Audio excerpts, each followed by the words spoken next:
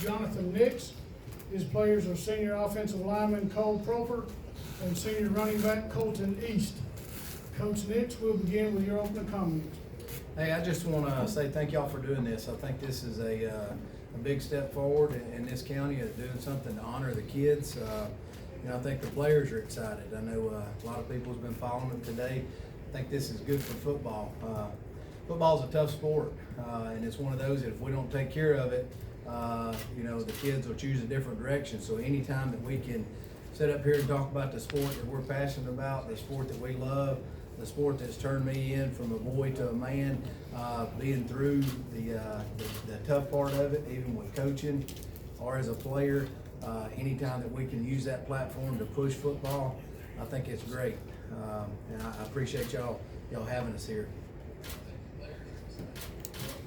Jonathan, folks are talking about your club this year as being a playoff team. I know you've been steadily growing from the time you've got here. What do you think of those projections, and is it about time that is the timing right for that to happen?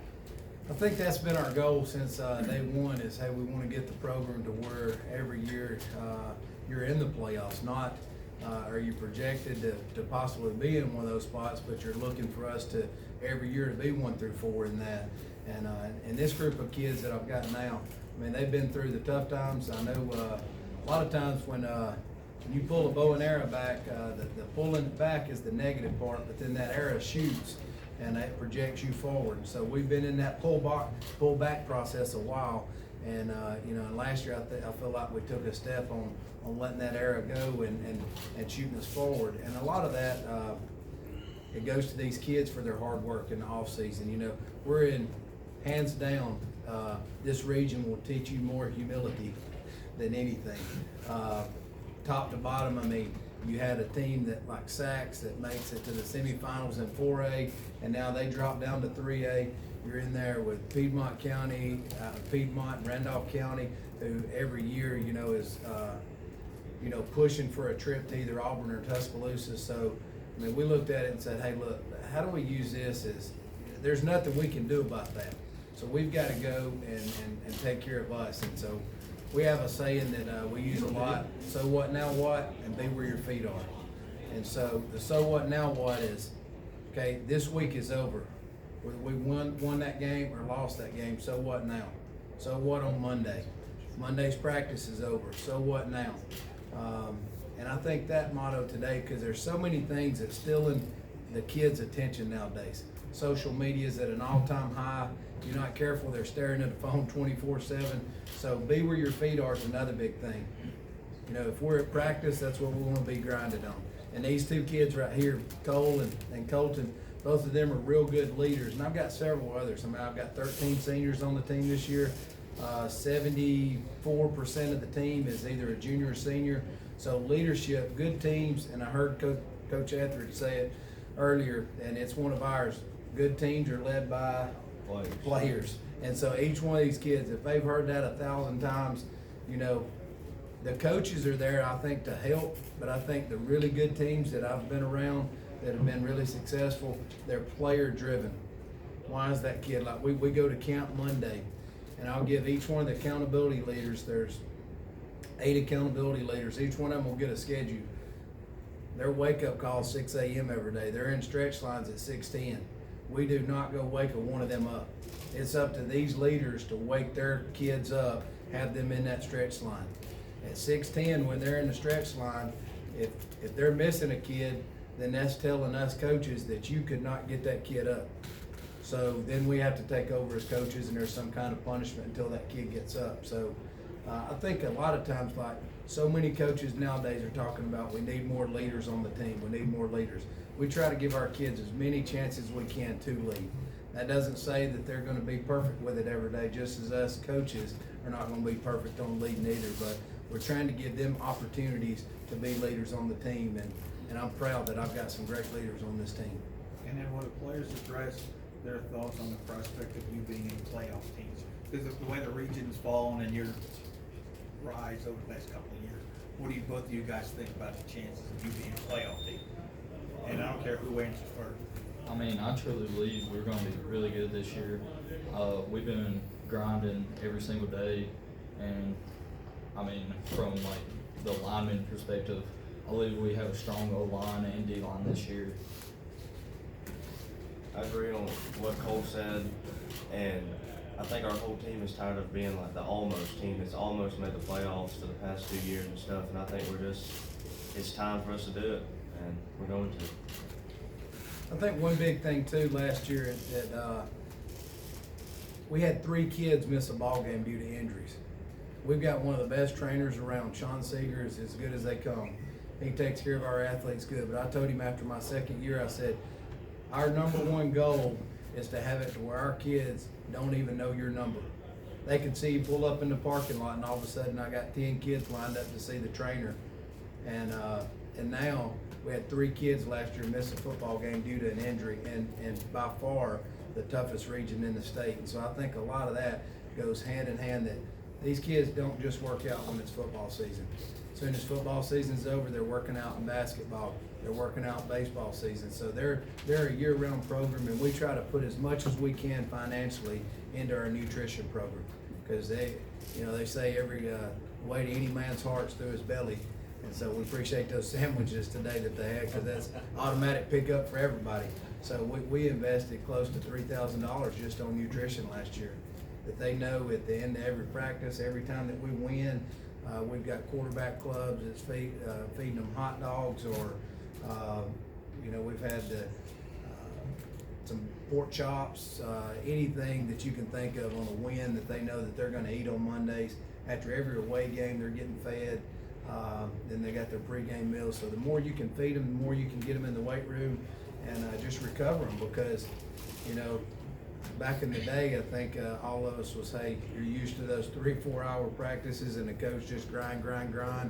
And kids are a little different on that nowadays. You got to take care of them on that. And I think when you do that, they'll produce for you on Friday nights. And then the last thing for me, you talk about injuries.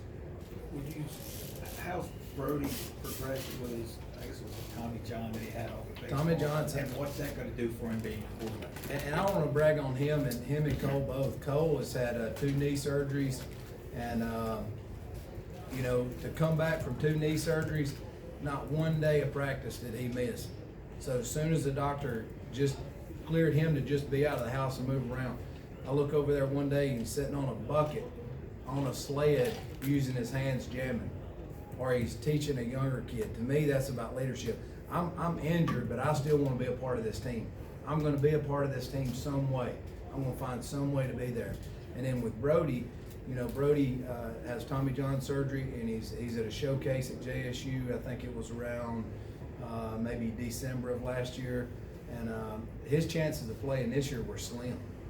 And he has worked his tail off on rehab. He's 100% right now. He's looking great. Probably lost 10 pounds or so. I think me and a couple of the coaches told him that, hey, you're either going to be a pulling guard or you're going to be our starting quarterback, but you're going to have to slim down a little bit to move. And that really motivated him to go that direction. But to me, that's kids that are buying into team concept. Hey, I want to be there. I want to be a part of this team. And we've got a great group that buy into each other, that don't want to leave each other high and dry, and believe in team. Coach, most people say that when you're trying to become a playoff team, it takes that signature win to get you over the hump. Your schedule this year sets up really nice for that. You've got Piedmont and Sachs at home early, and then Welborn late, and you're probably going to have to get one of those 3. You're right.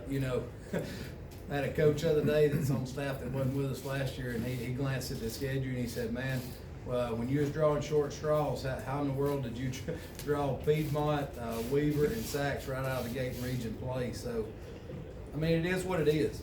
And so, I think it's a measuring stick, and you take each game like it is and just try to learn and go from that. But I think you're right.